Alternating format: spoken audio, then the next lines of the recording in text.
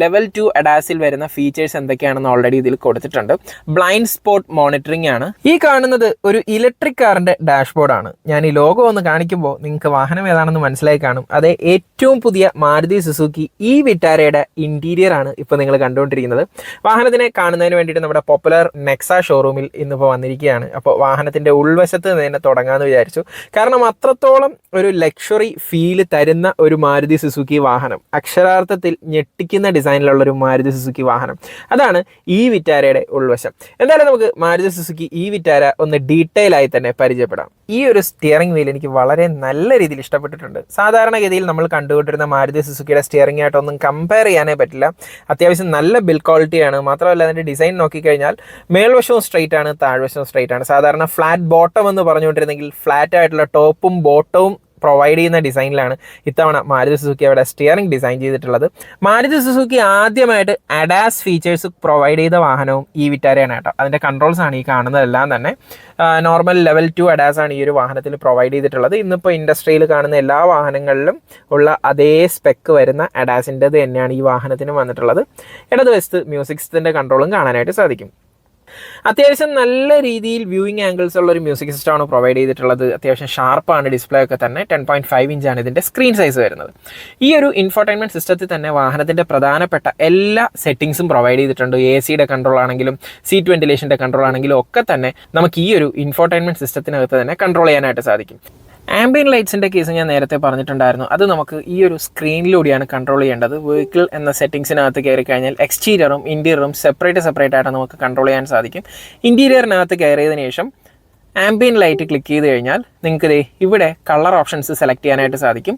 ഇത്രയും കളേഴ്സ് നമുക്ക് അവൈലബിൾ ആണ്. ഇപ്പോൾ റെഡാണ് നമ്മൾ ക്ലിക്ക് ചെയ്ത് കൊടുക്കുന്നുണ്ടെങ്കിൽ അത് റെഡിലേക്കായിരിക്കും ഈ കാണുന്ന ആംബിയൻ ലൈറ്റ് ഒക്കെ തന്നെ മാറുന്നത്. അതല്ല നിങ്ങൾക്ക് ഇഷ്ടപ്പെട്ട കളർ മറ്റെന്തെങ്കിലും ആണെന്നുണ്ടെങ്കിൽ അത് ക്ലിക്ക് ചെയ്താൽ മാത്രം മതി, ഓട്ടോമാറ്റിക്കലി ആ ഒരു കളറിലേക്ക് ചേഞ്ച് ആവുന്നുണ്ട്.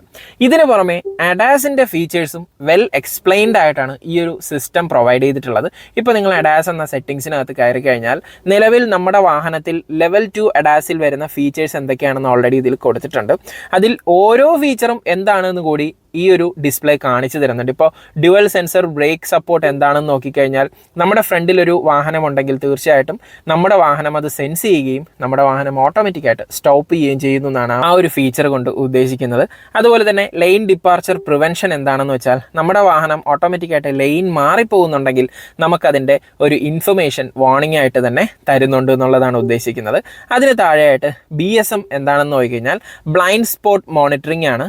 നമ്മൾക്ക് ബ്ലൈൻഡ് ആയിട്ടുള്ള ഏരിയയിലൂടെ ഒരു വാഹനം വരികയാണെന്നുണ്ടെങ്കിൽ അതിൻ്റെ അലേർട്ട് തരുന്നതിന് സഹായിക്കുന്ന ഒരു ഫീച്ചറാണ്. അതുപോലെ റിയർ ക്രോസ് ട്രാഫിക് അലേർട്ട് എന്ന് പറയുന്നത് നമ്മൾ വാഹനം പിന്നിലോട്ട് എടുക്കുമ്പോൾ നമ്മുടെ വാഹനത്തിന് പിൻവശത്തായിട്ട് പെട്ടെന്നൊരു വാഹനം വരികയോ എന്തെങ്കിലും ചെയ്താൽ അതിൻ്റെ അലേർട്ട് തരുന്നതിന് വേണ്ടിയിട്ടുള്ള ഒരു ഫീച്ചറാണ്. ദെൻ ഇലക്ട്രോണിക് സ്റ്റെബിലിറ്റി പ്രോഗ്രാം എന്ന് പറയുന്നത് വാഹനം നമ്മൾ ടേണൊക്കെ തന്നെ ഹൈ സ്പീഡിൽ എടുക്കുന്ന സമയത്ത് സ്റ്റെബിലിറ്റി നഷ്ടപ്പെടാതെ നമ്മൾ നിശ്ചയിച്ച ഡയറക്ഷനിലോട്ട് തന്നെ വാഹനം വരുന്നതിന് സഹായിക്കുന്ന ഫീച്ചറാണ്. അതുപോലെ തന്നെ അഡാപ്റ്റീവ് ക്രൂയിസ് കൺട്രോൾ വരുന്നുണ്ട്. അതായത് നമ്മൾ ക്രൂയിസ് കൺട്രോളിലാണ് വാഹനം ഡ്രൈവ് ചെയ്തുകൊണ്ടിരിക്കുന്നുണ്ടെങ്കിൽ ഫ്രണ്ടിലെ വാഹനത്തിൻ്റെ വേഗത കുറയുകയാണെങ്കിൽ നമ്മുടെ വാഹനത്തിൻ്റെ വേഗതയും അതനുസരിച്ച് കുറയും. ഫ്രണ്ടിലെ വാഹനം സ്റ്റോപ്പായാൽ നമ്മുടെ വാഹനവും അതനുസരിച്ച് സ്റ്റോപ്പാവും. എഗെയിൻ ഫ്രണ്ടിലെ വാഹനം മൂവ് ചെയ്ത് തുടങ്ങുമ്പോൾ നമ്മുടെ വാഹനവും മൂവ് ചെയ്ത് തുടങ്ങും. ഫ്രണ്ടിലെ കൊളീഷൻ ഒന്നും തന്നെ വരാതിരിക്കാൻ സഹായിക്കുന്ന ഒരു ഫീച്ചറാണ്. ഇതിന് പുറമെ അഡാപ്റ്റീവ് ഹൈ ബീം അസിസ്റ്റ് കൂടി വരുന്നുണ്ട്. ഞാൻ നേരത്തെ വാഹനത്തിൻ്റെ ഫ്രണ്ട് വ്യൂ പറഞ്ഞ സമയത്ത് ഇതിനെപ്പറ്റി സംസാരിച്ചിട്ടുണ്ടായിരുന്നു. നമ്മൾ ഹൈ ബീമിലാണ് പോയിക്കൊണ്ടിരിക്കുന്നതെങ്കിൽ നമ്മുടെ ഓപ്പോസിറ്റ് സൈഡിലൊരു വണ്ടി വരുമ്പോൾ ഓട്ടോമാറ്റിക്കായിട്ട് തന്നെ ആ സൈഡിലെ ഹൈ ബീം ഓഫായി കൊടുക്കുന്നു. ഇത് ത്രൂ ഓപ്പോസിറ്റ് സൈഡിൽ വരുന്നവർക്ക് യാതൊരു ബുദ്ധിമുട്ടുമില്ലാതെ വാഹനം ഓടിച്ചു പോകുന്നതിന് സഹായിക്കുകയാണ് നമ്മുടെ ഈ വിറ്റാര. അപ്പോൾ ഇത്രയും ഫീച്ചേഴ്സാണ് മെയിനായിട്ട് ഈ ഒരു വാഹനത്തിൻ്റെ ഇൻഫോർടൈൻമെൻറ്റ് സിസ്റ്റത്തിൽ എടുത്ത് പറയാനായിട്ടുള്ളത്.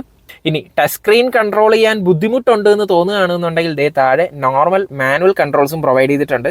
അത് കംപ്ലീറ്റ് ആയിട്ട് AC-യുടെ കൺട്രോൾസ് ആണ് കേട്ടോ. ഇത് വന്നിട്ട് മ്യൂസിക് സിസ്റ്റത്തിൻ്റെ volume up and down, then fan speed, AC on and off, recirculatory mode, അതുപോലെ ഡീഫോഗേഴ്സിൻ്റെ കൺട്രോൾ, ടെമ്പറേച്ചർ കൺട്രോൾ, ഇതെല്ലാം തന്നെ മാനുവൽ കൺട്രോളും പ്രൊവൈഡ് ചെയ്തിട്ടുണ്ട്.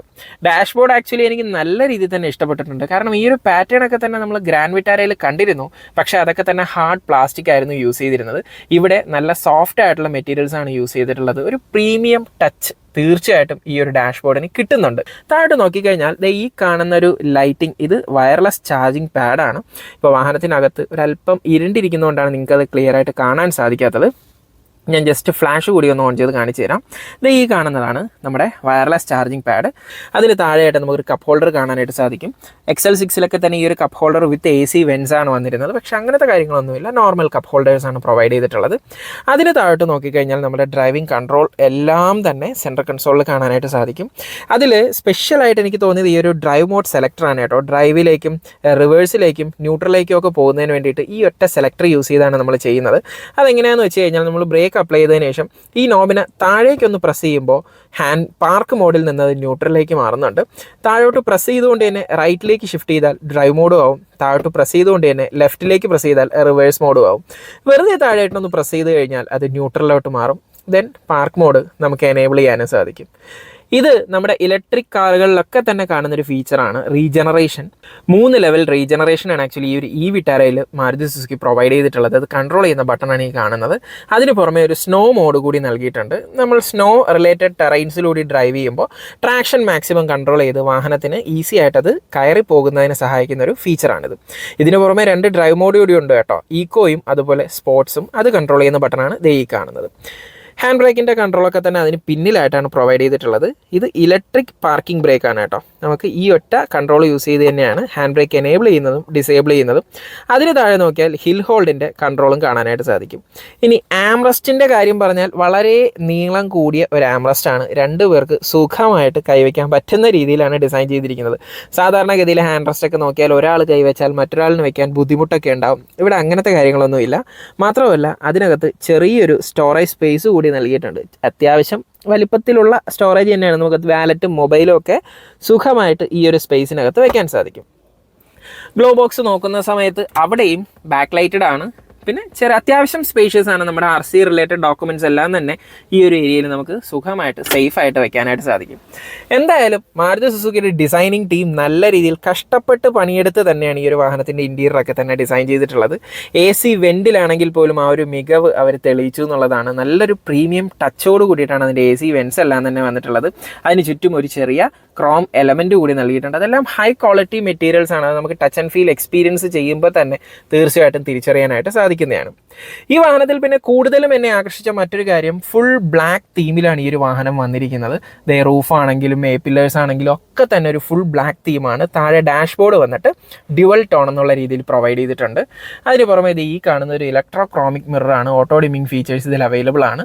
അതിന് പുറമെ ഇവിടെയാണ് നമ്മുടെ ലൈറ്റ്സിൻ്റെ, അതായത് ക്യാബിൻ ലൈറ്റ്സിൻ്റെ ഒക്കെ തന്നെ കൺട്രോൾസ് വരുന്നത്. ക്യാബിൻ ലൈറ്റ് ഓൺ ചെയ്യുന്നതിനും ഓഫ് ചെയ്യുന്നതിനും ഒക്കെ തന്നെ. പിന്നെ ഈ കൊടുത്തിരിക്കുന്ന നമ്മുടെ SOS ബട്ടണാണ്. കാരണം ഇതൊരു കണക്റ്റഡ് കാറാണ്. എമർജൻസി സിറ്റുവേഷനിൽ നമുക്ക് എന്തെങ്കിലും അസിസ്റ്റ് വേണമെങ്കിൽ, SOS റിലേറ്റഡ് അസിസ്റ്റ് വേണമെങ്കിൽ ആ ഒരു ബട്ടണിൽ പ്രസ് ചെയ്താൽ മതിയാവും. പിന്നെ ഈ സൈഡിൽ കാണുന്ന സൺഷെയ്ഡ്സ് ഒക്കെ തന്നെ വിത്ത് മിററാണ് പ്രൊവൈഡ് ചെയ്തിട്ടുള്ളത്. അത് ഈ സൈഡ് മാത്രമല്ല കേട്ടോ, ലെഫ്റ്റ് സൈഡിൽ നോക്കിയാലും അതിലും മിറർ നമുക്ക് കാണാനായിട്ട് സാധിക്കും. സോ മേക്കപ്പ് ഒക്കെ ചെയ്യണമെന്നുണ്ടെങ്കിൽ തീർച്ചയായിട്ടും ഈ ഒരു ഫീച്ചർ യൂസ് ചെയ്യാവുന്നതാണ്. മാത്രമല്ല റൂഫിൻ്റെ മെറ്റീരിയൽ അത് ഹൈ ക്വാളിറ്റി മെറ്റീരിയലാണ് കേട്ടോ, എടുത്ത് പറഞ്ഞേ പറ്റൂ. കാരണം മറ്റ് ചില വാഹനങ്ങളിൽ ഈ ഒരു ഷെയ്ഡ് ഉൾപ്പെടെ വളരെ ലോ ക്വാളിറ്റിയിൽ വന്നിരുന്നു. അത് ഏത് വാഹനമാണ് ഞാൻ ഉദ്ദേശിച്ചതെന്ന് നിങ്ങൾക്ക് മനസ്സിലായെങ്കിൽ കമൻ്റായിട്ട് മെൻഷൻ ചെയ്യുക. പക്ഷേ ഈ ഒരു വാഹനത്തിന് നല്ല ഹൈ ക്വാളിറ്റി മെറ്റീരിയൽ തന്നെയാണ് പ്രൊവൈഡ് ചെയ്തിട്ടുള്ളത്. അത് വളരെ നല്ല രീതിയിൽ ചിന്തിച്ചെടുത്ത തീരുമാനമാണെന്ന് മനസ്സിലായി. കാരണം ഫുൾ ബ്ലാക്ക് തീമിൽ വരുന്നതുകൊണ്ട് തന്നെ ഈ മെറ്റീരിയലിന് തിക്നെസ് കുറഞ്ഞു പോയാൽ വാഹനം ക്യാബിൻ പെട്ടെന്ന് ചൂടാകാനായിട്ടുള്ള സാധ്യതയുണ്ട്. പിന്നെ നിങ്ങളിപ്പോൾ ഈ കണ്ടുകൊണ്ടിരിക്കുന്ന സൺറൂഫ് ഉണ്ടല്ലോ, ഇതിനെ നമുക്ക് ഓപ്പൺ ചെയ്യാനൊന്നും തന്നെ സാധിക്കത്തില്ല. എന്തുകൊണ്ടും മികച്ച ഒരു തീരുമാനമായിട്ട് എനിക്ക് തോന്നിയൊരു സംഭവമാണ്. സൺറൂഫിൻ്റെ ഒരു എക്സ്പീരിയൻസ് ആക്ച്വലി നമ്മൾ നേച്ചറൊക്കെ എൻജോയ് ചെയ്ത് ഡ്രൈവ് ചെയ്യുമ്പോൾ മുകളിലൂടെയൊക്കെ പോകുന്ന കാഴ്ചകളൊക്കെ കണ്ടുപോകാം എന്നുള്ള രീതിയിൽ തന്നെയാണ് ശരാശരി മലയാളികളും ഉപയോഗിക്കുന്നത്. മലയാളി മാത്രമല്ല, ഒരുവിധപ്പെട്ട എല്ലാ കസ്റ്റമേഴ്സും അങ്ങനെ ആയിരിക്കണം ഉപയോഗിക്കുന്നത്. വളരെ ചുരുക്കം സിറ്റുവേഷൻസിൽ മാത്രമാണ് നമ്മൾ സൺറൂഫ് തുറന്ന് അതിന് മേളിൽ കയറി നിൽക്കാനുള്ള സാധ്യത. പക്ഷേ അതൊട്ടും സേഫുമല്ല. ഈ ഒരു സൺറൂഫ് ഫിക്സഡ് ആക്കിയതുകൊണ്ട് തന്നെ നമുക്ക് സൺറൂഫിൻ്റെ എക്സ്പീരിയൻസും കിട്ടുന്നുണ്ട്. മാത്രമല്ല ഇത് കംപ്ലൈൻ്റ് ആയി പോവോ, ഇതിൻ്റെ ഉള്ളിൽ നിന്ന് പൊടി ഉള്ളിലോട്ട് വരുമോ, അങ്ങനത്തെ കാര്യങ്ങളൊന്നും നിങ്ങൾ പേടിക്കേണ്ട കാര്യമില്ല. അതൊക്കെ വളരെ നല്ല രീതിയിൽ ശ്രദ്ധിച്ച് ഡിസൈൻ ചെയ്തതായിട്ട് തന്നെ എനിക്ക് ഫീൽ ചെയ്തു. വാഹനത്തിൻ്റെ സീറ്റിൻ്റെ കാര്യവും എക്സലൻ്റ് എന്നേ പറയാൻ പറ്റത്തുള്ളൂ. ഇത് ആക്ച്വലി ഒരു ലെതർ പ്ലസ് റെക്സിൻ എന്നുള്ള രീതിയിലാണ് പ്രൊവൈഡ് ചെയ്തിരിക്കുന്നത്. അതായത് നമ്മുടെ ഹെഡ് റെസ്റ്റ് വരുന്ന ഏരിയ, അതുപോലെ ബാക്ക് റെസ്റ്റിൻ്റെ സെൻറ്റർ പോർഷനും സീറ്റിൻ്റെ സെൻറ്റർ പോർഷനും ഒക്കെ തന്നെ ക്ലോത്ത് മെറ്റീരിയലാണ് പ്രൊവൈഡ് ചെയ്തിട്ടുള്ളത്. സീറ്റ് വെന്റിലേഷൻ കൂടി ഇതിൽ പ്രൊവൈഡ് ചെയ്തിട്ടുണ്ട്. ഫ്രണ്ട് 2 സീറ്റിനാണ് സീറ്റ് വെന്റിലേഷൻസ് നൽകിയിട്ടുള്ളത്. സൈഡ് എല്ലാം തന്നെ ലെതറൈറ്റ് ആണ്. ഇതെന്താ ഇങ്ങനെ ഒരു ഡിസൈൻ എന്ന് വെച്ച് കഴിഞ്ഞാൽ കൂടുതലും നമ്മളൊരു സീറ്റിൽ കൈ വയ്ക്കുന്ന ഏരിയയാണ് ഈ സൈഡ് വശങ്ങളൊക്കെ തന്നെ. അത്തരത്തിലുള്ള ഏരിയാസിൽ അഴുക്കാകാതിരിക്കാൻ വേണ്ടി, അല്ലെങ്കിൽ അഴുക്ക് പെട്ടെന്ന് നമുക്ക് ക്ലീൻ ചെയ്യാൻ വേണ്ടിയിട്ടാണ് ഇതിൽ ലെതർ പ്രൊവൈഡ് ചെയ്തിരിക്കുന്നത്. സെൻറ്റർ ഏരിയ മാക്സിമം സീറ്റിലിരിക്കുന്ന ആളിന് കംഫർട്ട് കിട്ടുന്നതിന് വേണ്ടിയിട്ടാണ് ഈ ഒരു ക്ലോത്ത് എന്നുള്ള രീതിയിൽ മിക്സ് ആയിട്ട് ഡിസൈൻ ചെയ്തിരിക്കുന്നത്. പിന്നെ പൊതുവെ മാരുതി സുസുക്കി അവരുടെ സീറ്റിംഗ് ഡിസൈനിൻ്റെ കാര്യത്തിലൊക്കെ നല്ല രീതിയിൽ ശ്രദ്ധിക്കുന്നുണ്ട്. അത് നമ്മളിപ്പോൾ വന്ന എല്ലാ വാഹനങ്ങൾ ശ്രദ്ധിച്ചാലും അറിയാം. അത്യാവശ്യം നമുക്ക് വേണ്ട രീതിയിൽ സൈഡ് പ്രൊട്ടക്ഷൻസും അതുപോലെ നമ്മുടെ ഷോൾഡർ സപ്പോർട്ടും ലംബാർഡ് സപ്പോർട്ടും ഒക്കെ തന്നെ നൽകുന്ന ഒരു സീറ്റിംഗ് ഡിസൈൻ തന്നെയാണ് ഈ വിറ്റാരയിലും മാരുതി കണ്ടിന്യൂ ചെയ്തിട്ടുള്ളത്. റൈറ്റ് സൈഡ് ഡോർ പാഡിലെ കൺട്രോൾ എടുത്ത് പറയേണ്ട കാര്യമാണ്. സാധാരണഗതിയിൽ നമ്മൾ കണ്ടുകൊണ്ടിരുന്ന മാരുതി വാഹനങ്ങളുടെ പവർ വിൻഡോസോ അല്ലെങ്കിൽ മിറർ കൺട്രോൾ ബട്ടൺസോ ഒന്നും തന്നെയില്ല. ഫുൾ ഒരു ലക്ഷറി മോഡിലേക്ക് അത് മാറ്റിയിട്ടുണ്ട്. പവർ വിൻഡോസ് എല്ലാം തന്നെ one touch up and down വരുന്ന ഫംഗ്ഷൻ കൊടുത്തിട്ടുണ്ട്. Manual lock and unlock provide ചെയ്തിട്ടുണ്ട്. മിററിൻ്റെ കൺട്രോൾസിലാണ് പ്രധാനപ്പെട്ട മാറ്റം. സാധാരണയായിട്ടൊരു ജോയ്സ്റ്റിക്ക് എന്നുള്ള രീതിയിലാണ് മിറർ കൺട്രോൾ പ്രൊവൈഡ് ചെയ്തിരുന്നത്. പക്ഷേ ഇവിടെ അതൊക്കെ തന്നെ മാറ്റിയിട്ട് ഒരു പ്രോപ്പർ പ്രീമിയം കാറുകളിൽ വരുന്ന അതേ രീതിയിൽ ബട്ടൺസ് ആണ് പ്രൊവൈഡ് ചെയ്തിട്ടുള്ളത്. അതിന് മേളിലായിട്ട് നോക്കി നമുക്ക് വ്യൂ എന്നൊരു ബട്ടൺ കാണാം. ഇത് ആക്ച്വലി നമ്മുടെ 360 ഡിഗ്രി വ്യൂ ചെയ്യുന്നതിന് വേണ്ടിയിട്ട് ഒരു അഡീഷണൽ ബട്ടണായിട്ട് പ്രൊവൈഡ് ചെയ്തിരിക്കുകയാണ്. സ്റ്റിയറിംഗ് വീൽ ഞാൻ ഓൾറെഡി വീഡിയോ പറഞ്ഞു തുടങ്ങിയപ്പോഴേ ശ്രദ്ധിച്ച കാര്യമാണ്. വളരെ ലക്ഷറി ആയിട്ടാണ് അത് ഡിസൈൻ ചെയ്തിരിക്കുന്നത്. ഈ ഒരു സ്റ്റിയറിംഗ് വീലിൽ ടിൽറ്റ് ഫംഗ്ഷൻ വരുന്നുണ്ട്, ടെലിസ്കോപ്പിക് ഫംഗ്ഷനും വരുന്നുണ്ട്. സോ ആക്ച്വലി ഇപ്പം നിലവിൽ മാരുതി സുസുക്കി ഈ വിറ്റാര എത്ര വേരിയൻ്റ് ഉണ്ടെന്നൊന്നും പുറത്ത് പറഞ്ഞിട്ടില്ല. ഈ ഒരു പർട്ടിക്കുലർ വേരിയൻറ്റ് മാത്രമാണോ, ഇനി വേരിയൻറ്റ്സ് ഉണ്ടാവുമോ, അങ്ങനത്തെ കാര്യങ്ങളൊന്നും പറഞ്ഞിട്ടില്ല. നിലവിൽ ബാറ്ററി പാക്ക് 2 ടൈപ്പ് ഉണ്ടാകുമെന്ന് മാത്രമേ പറഞ്ഞിട്ടുള്ളൂ. ഈ ഒരു വാഹനമാണ് ഇന്നിപ്പോൾ ഡിസ്പ്ലേക്ക് നൽകിയിട്ടുള്ളത്. എന്തായാലും ഈ ഒരു പർട്ടിക്കുലർ വേരിയൻറ്റിൽ ഈ പറഞ്ഞ രീതിയിലാണ് സ്റ്റിയറിംഗ് കൺട്രോൾസ് എല്ലാം തന്നെ വന്നിട്ടുള്ളത്. ഇന്നിപ്പോൾ മാർക്കറ്റിൽ അവൈലബിൾ ആയിട്ടുള്ള EV സീരീസ് അല്ലെങ്കിൽ പുതുതായിട്ട് വരുന്ന എല്ലാ ലോഞ്ചസും നോക്കുന്ന സമയത്ത് അതിൻ്റെയൊക്കെ ഡിസൈൻ വളരെ ഫ്യൂച്ചറിസ്റ്റിക് എന്നുള്ള രീതിയിലോട്ട് മാറി. ആ ഫ്യൂച്ചറിസ്റ്റിക്കിൻ്റെ കാരണങ്ങൾ കൊണ്ട് തന്നെ ഹെഡ്ലൈറ്റിൻ്റെ പൊസിഷൻ മാറ്റി വയ്ക്കുക, ബമ്പറിലോട്ട് ഹെഡ്ലൈറ്റ് വരുന്നു, ഫോഗ് ലാമ്പ് ഇല്ലാത്ത അവസ്ഥയിലോട്ട് പോകുന്നു. ആക്ച്വലി 90s കിഡ് ആയതുകൊണ്ടായിരിക്കാം ആ ഡിസൈനോട് എനിക്ക് അത്രത്തോളം ഒരു പൊരുത്തം ഇല്ലായിരുന്നു. ഇന്നിപ്പോൾ മാരുതി സുസുക്കിയുടെ ഈ വിറ്റാര ലോഞ്ച് ചെയ്തിരിക്കുന്നത് നമ്മുടെ പഴയ അതേ ഒരു പ്രൗഢിയോടുകൂടി തലയെടുത്ത് നിൽക്കുന്ന ഹെഡ്ലാമ്പ് ഡിസൈനോട് കൂടി തന്നെയാണ്. ആക്ച്വലി ഒരു ഹെഡ്ലാമ്പ് പാറ്റേൺ തന്നെ വളരെ ഒരു സ്പെഷ്യൽ ഡിസൈനിലാണ് ചെയ്തിരിക്കുന്നത്. ഒരു ഫുൾ വൈറ്റ് DRLs നമുക്ക് കാണാനായിട്ട് സാധിക്കും.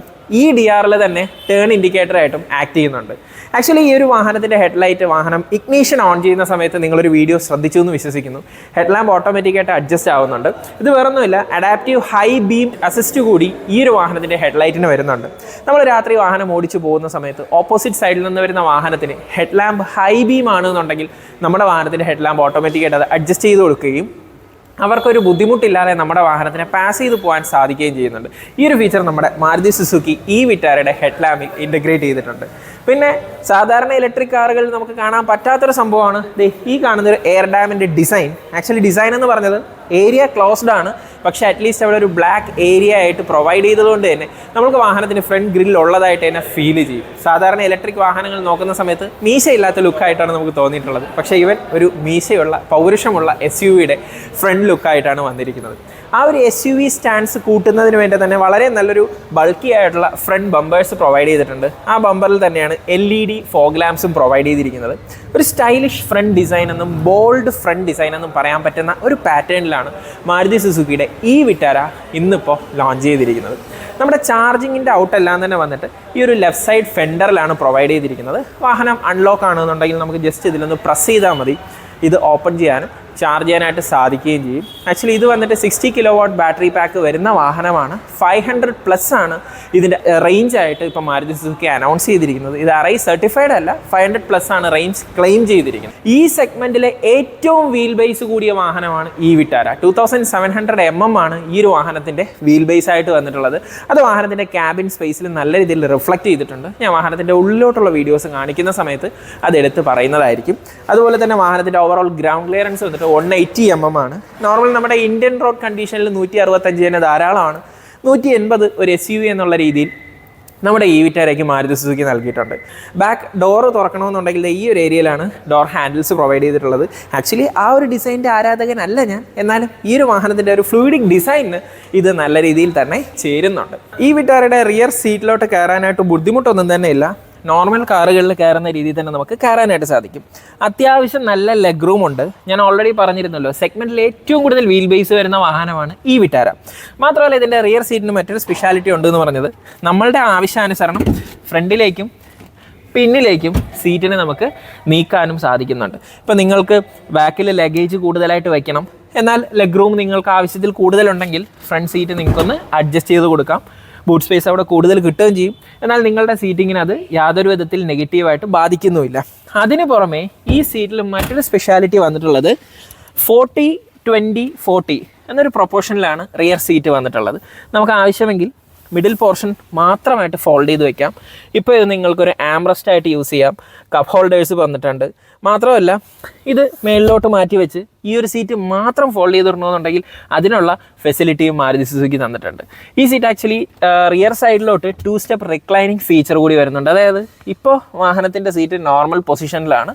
അത് നിങ്ങൾക്ക് ഒരു സ്റ്റെപ്പ് കൂടി പിന്നിലേക്ക് മാറ്റി നിങ്ങളുടെ കംഫർട്ട് അനുസരിച്ച് സീറ്റിംഗ് പൊസിഷൻ ചേഞ്ച് ചെയ്യാവുന്നതാണ്. കംഫർട്ടിൻ്റെ കാര്യം നോക്കുന്ന സമയത്ത് റിയർ AC വെൻസ് പ്രൊവൈഡ് ചെയ്തിട്ടുണ്ട്. അതിന് പുറമെ 2 ചാർജിങ് ഔട്ട് ഈ വാഹനത്തിന് നൽകിയിട്ടുണ്ട്. അതിൽ ഒരെണ്ണം USB ചാർജിങ്ങും ഒരെണ്ണം Type-C ചാർജിങ്ങും ആണ് പ്രൊവൈഡ് ചെയ്തിട്ടുള്ളത്. അപ്പോൾ കംഫർട്ടിന് യാതൊരു വിധത്തിൽ നെഗറ്റീവ്സും വരുമെന്ന് പേടിക്കേണ്ട ആവശ്യമില്ല. പിന്നെ എൻ്റെ ഹൈറ്റ് വന്നിട്ട് 172 ആണ്.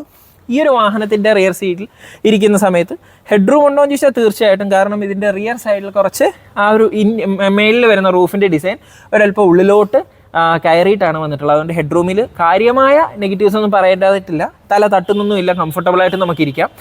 ഈ 172 മേളിൽ ഹൈറ്റുള്ള ഒരാൾ വരികയാണെങ്കിൽ ചെറിയ രീതിയിൽ തല തട്ടാനായിട്ടുള്ള സാധ്യതയുണ്ട്. അത്രയേ ഉള്ളൂ. വാഹനത്തിൻ്റെ റിയർ പ്രൊഫൈൽ നോക്കുന്ന സമയത്ത് നമ്മുടെ ഫ്രണ്ടിൽ നിന്ന് അത്യാവശ്യം നല്ല ഉയരത്തിൽ തുടങ്ങി പിന്നിലോട്ട് വരുമ്പോൾ ഉയരം കുറഞ്ഞു വരുന്ന ഒരു ഡിസൈൻ പാറ്റേൺ ആണ് ഈ വിറ്റാര ഫോളോ ചെയ്തിരിക്കുന്നത്. ആക്ച്വലി ഇതൊരു ഇലക്ട്രിക് കാർ ആയതുകൊണ്ട് തന്നെ എയർ ഡ്രാഗ് മാക്സിമം കുറയ്ക്കാനായിട്ട് ഈ ഒരു പാറ്റേൺ നല്ല രീതിയിൽ ഹെൽപ്പ് ചെയ്യുന്നുണ്ട്. അതിന് പുറമെ നമുക്ക് നോക്കിക്കഴിഞ്ഞാൽ ഇൻറ്റഗ്രേറ്റഡ് ആയിട്ടൊരു സ്പോയിലർ നമുക്ക് കാണാനായിട്ട് സാധിക്കും. അതിൽ തന്നെ സ്റ്റോപ്പ് ലാംപ്സും നൽകിയിട്ടുണ്ട്. ഡിഫോഗർ ലൈൻസും വൈപ്പേഴ്സും ഒക്കെ തന്നെ നൽകിയിട്ടുണ്ട്. ടൈൽ ലാമ്പിൻ്റെ പാറ്റേണിലും ഒരു ചെറിയ സ്പെഷ്യാലിറ്റി ഉണ്ട്. ഇന്നിപ്പോൾ ട്രെൻഡായി നിൽക്കുന്നത് കണക്റ്റിംഗ് LED ടൈൽ ലാംപ്സ് ആണ്. ഇവിടെ കണക്റ്റ് ഒന്നും ചെയ്തിട്ടില്ല. പകരം നോർമൽ ടൈൽ ലാംപ്സ് എന്നുള്ള രീതിയിൽ തന്നെയാണ് നൽകിയിട്ടുള്ളത്. അതിൽ ചെറിയൊരു DRL പാറ്റേൺ കൂടി കൊടുത്തിട്ടുണ്ട്. അത് പക്ഷേ ആ ഒരു ടൈൽ ലാമ്പിൻ്റെ പോർഷനിൽ തന്നെ തീരുന്ന രീതിയിലാണ് ഡിസൈൻ ചെയ്തിട്ടുള്ളത്. അതിനൊരു കണ്ടിന്യൂറ്റി എന്നുള്ള രീതിയിൽ കൊടുത്തിട്ടില്ല. പിന്നെ ഈ ഒരു സുസുക്കിയുടെ ബാഡ്ജിങ് സാധാരണ വാഹനങ്ങളിൽ മാരുതി സുസുക്കിയുടെ ഏത് വാഹനം നോക്കിയാലും പ്രോപ്പർ ക്രോം എന്നുള്ള രീതിയിൽ തന്നെയാണ് ആ ഒരു സുസുക്കിയുടെ ബാഡ്ജിങ് എല്ലാം തന്നെ വന്നിരുന്നത്. പക്ഷേ ഇത്തവണ ആ ഒരു ഷൈനിങ് ക്രോം എലമെൻ്റ് അല്ല നൽകിയിട്ടുള്ളത്. കുറച്ചുകൂടി ക്വാളിറ്റി മെറ്റീരിയൽസ് ആണ് യൂസ് ചെയ്തിട്ടുള്ളത്. പിന്നെ ഈ വിറ്റാരയുടെ ഒരു ബാഡ്ജിങ് നമുക്ക് കാണാനായിട്ട് സാധിക്കുന്നുണ്ട്. ഫ്രണ്ടിലെ ബമ്പറിൽ കണ്ടതുപോലെ തന്നെ ഒരു SUV സ്റ്റാൻഡ്സ് കൊടുക്കുന്ന രീതിയിലാണ് റിയർ ബമ്പറും ആ ഒരു ബ്ലാക്ക് ആൻഡ് ബ്ലൂ എന്നുള്ളൊരു കോമ്പിനേഷനിൽ കാണാനായിട്ട് സാധിക്കുന്നത്. സൈഡ് പ്രൊഫൈലിൽ എടുത്തു പറയേണ്ട മറ്റൊരു കാര്യം, ഞാൻ മിസ് ചെയ്തൊരു പോയിന്റ്, 18 ഇഞ്ചിൻ്റെ അലോയ് വീൽസ് ആണ് ഈ ഒരു വാഹനത്തിൽ പ്രൊവൈഡ് ചെയ്തിരിക്കുന്നത്. അത് 4 വീൽസ് മാത്രമല്ല, സ്പെയർ വീലും same tyre profile same design alloys. അതാണ് ഈ വിറ്റാരയുടെ ഏറ്റവും വലിയൊരു സ്പെഷ്യാലിറ്റി.